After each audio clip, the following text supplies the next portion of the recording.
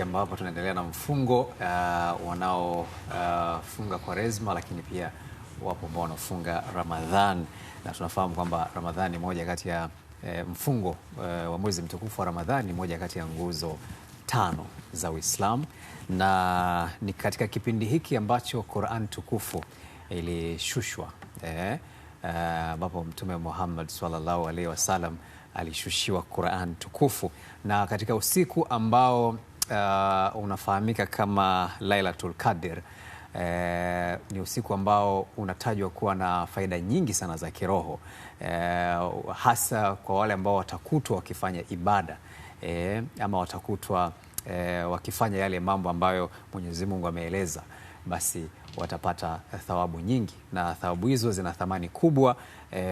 Kama mfano moja kati ya thawabu ni mtu ambaye amefanya matendo ya kusaidia watu wengine ama matendo ya huruma zaidi ya hata mara 1000, na thawabu nyingine pia zinaelezwa hapo. Sasa katika hili tunao ndugu zetu hapa ambao wanafanya uhamasishaji, na uhamasishaji wao ni kupitia kupanda mlima ili basi kuhakikisha kwamba watu wanakuwa active hasa katika nyakati kama hizo, ili waweze kukutana na hizo thawabu.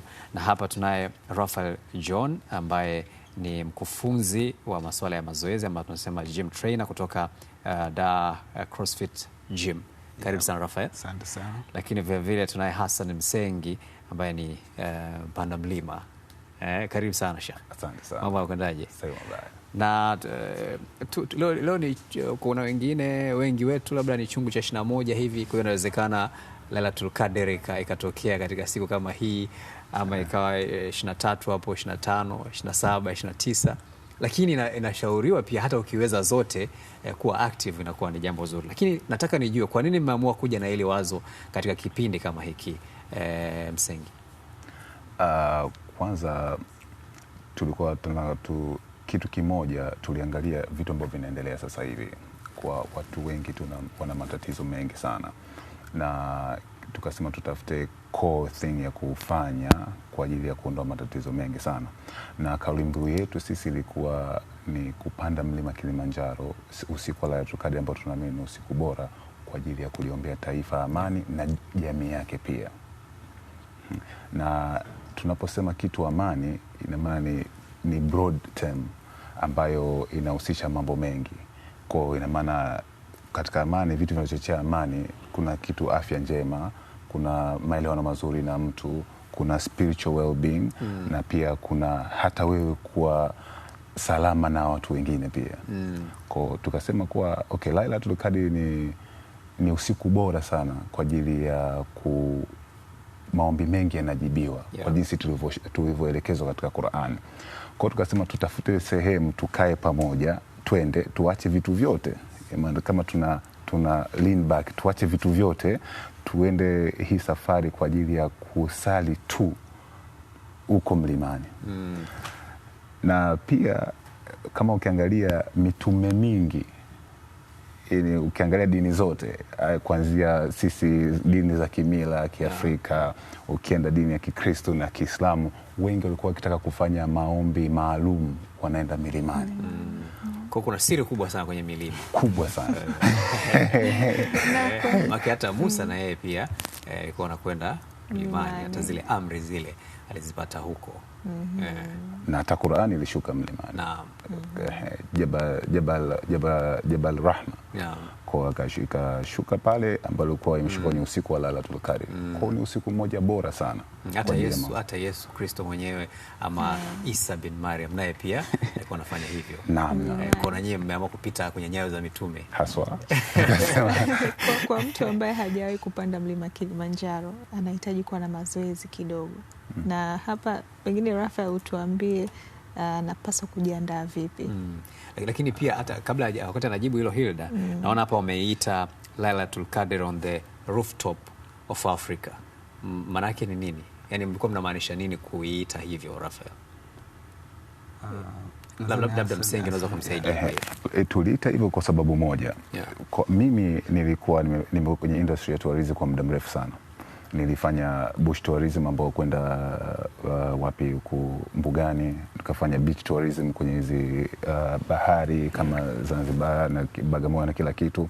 Lakini kuna kitu ambacho mimi nikigundua personal nilipoanza kufanya milima, yani kuna tofauti mkubwa sana kati ya tourism zote na milima. Yani milima inambadilisha binadamu kabisa, yani spiritually, personal, hata ile dealing na vitu vyote. Na mlima mrefu kuliko yote duniani ambao ni tunaita freestanding ni mlima Kilimanjaro. Ni baraka ambayo tumebarikiwa Tanzania, na sisi tukaamua tutumie hiyo opportunity. Yani ni mlima mrefu kuliko yote Tanzania, na ndio mlima wenye maajabu makubwa sana. Kwa mlima kama Kilimanjaro unaitwa Rooftop of Africa. Yani ndio sei yake chini. Yani ni mlima ambao ukisimama unakuwa juu ya Afrika nzima kutoka usawa wa bahari. Kwa tukasema okay, sasa sisi tuende juu kabisa kule tuweze kufanya ibada kwa hiyo siku. Kwa tukasema okay, Lailatul Qadr on the Rooftop of Africa. Kwa usiku wa Lailatul Qadr ambao tunaenda kuupokea juu ya kilele cha Afrika. Unakuwa kama mitume. Haya bwana, sasa haya tuje sasa pale hile walipokuwa wanazungumzia kuhusiana na katika kufanya ibada hiyo na kwenda kupokea usiku huu, ni muhimu pia kuangalia kwa upande wa mazoezi. Mambo gani ambayo ya kuzingatia? Mambo ya kuzingatia, unapopanda mlima pia lazima uwe na kujiandaa. Lazima uwe na mazoezi. Lazima uwe fit. Lazima uwe fit. Na mazoezi ambayo tunapendekeza ni strength training, ambazo mazoezi yatakusaidia joint zako kuwa na nguvu za kuweza kuhimili kupanda na kushuka mlima, kwa sababu ni mwendo kidogo mrefu. Kwa hiyo ukifanya mazoezi ya strength kidogo, ina advantage ya kuhimili ile kupanda na kushuka kwenye mlima. Kwa hiyo mazoezi ni kitu ambacho ni muhimu kabla ya kupanda mlima. Na inamlazimu mtu amefanya mazoezi kwa muda mrefu, au kuna mambo tu ya kuzingatia wakati? Kuna watu wengine wanajiandaa kwa muda mrefu, watu wengine wanajiandaa kwa muda mfupi, lakini kuna vitu vya kuzingatia.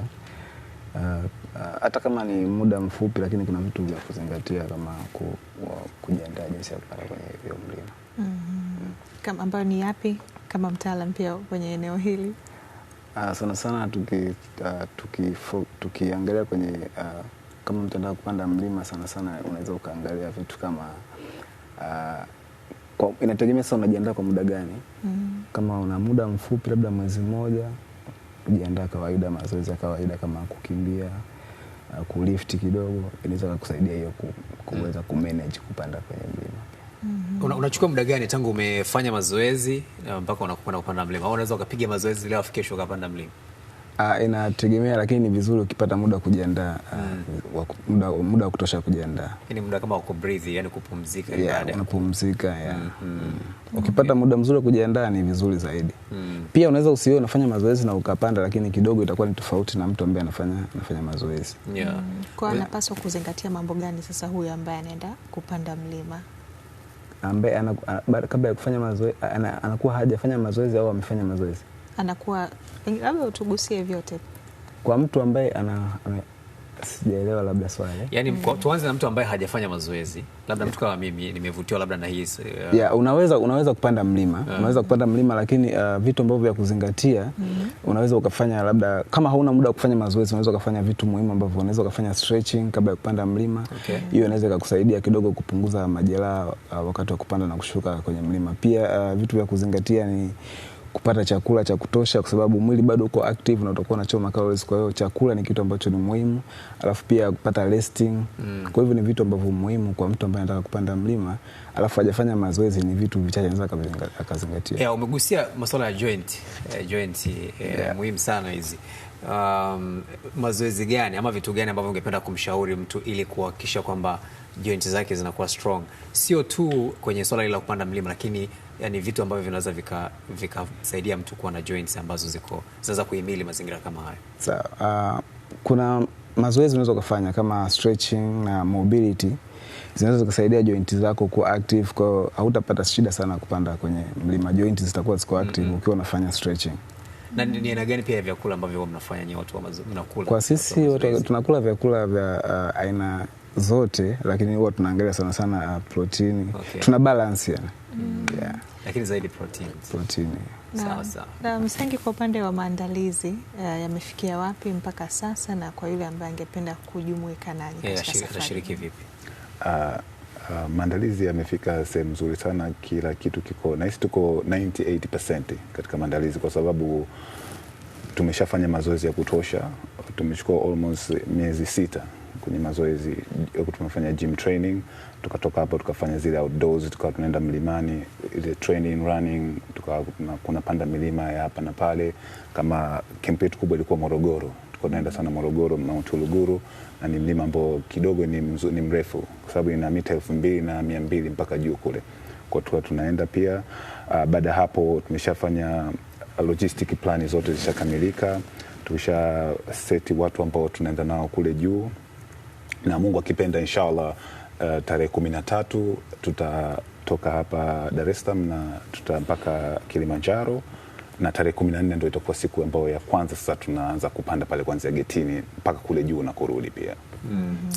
Safi kabisa. Na mtu anayetaka kushiriki labda anaweza akawapata vipi? Mtu anataka kushiriki anaweza akawasiliana na sisi, ambayo tuna social medias ambao tunatumia Turamba Travel Fit, pia nayo ambayo mimi ni personal kwa sababu mimi ndo kiongozi mkuu wa msafara, ambao inaitwa Bablack 7 Summit. Alafu pia kuna namba ya simu, sitakuwa vizuri nihitaji taja tu, ambao ni 0717 30 76 76. Kwa reach out tutampa mwongozo, anaweza kaenda na sisi.